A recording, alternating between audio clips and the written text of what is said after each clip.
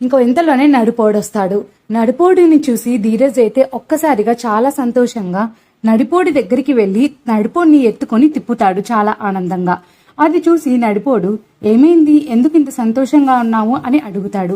దానితో ధీరజ్ అయితే ఆ గుడ్ న్యూస్ చెప్పేస్తాడు, వాళ్ళ నాన్న ప్రేమని కోచింగ్ సెంటర్ కి పంపించడానికి ఒప్పుకున్నాడని. దానితో కుటుంబం సభ్యులందరూ చాలా సంతోషపడతారు.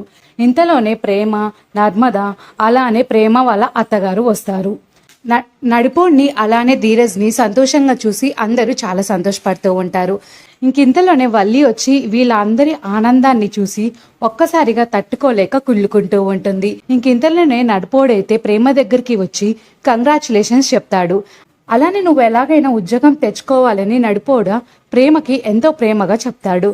నడిపోడ అక్కడి నుంచి వెళ్ళిపోతాడు. దాని తర్వాత ప్రేమ, నర్మద, ధీరజ్ అలానే వాళ్ళమ్మ అందరూ కలిసి సంతోషంగా చాలా డాన్స్ అయితే వేస్తూ ఉంటారు.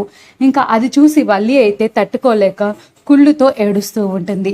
మరి ఈ రోజు ఎపిసోడ్ ఏం జరగబోతుందో చూడాలి అంటే తొందరగా చూసేయండి. మరిన్ని ఇంట్రెస్టింగ్ వీడియోస్ కోసం నా ఛానల్ని సబ్స్క్రైబ్ చేసుకోండి. Thank you for watching.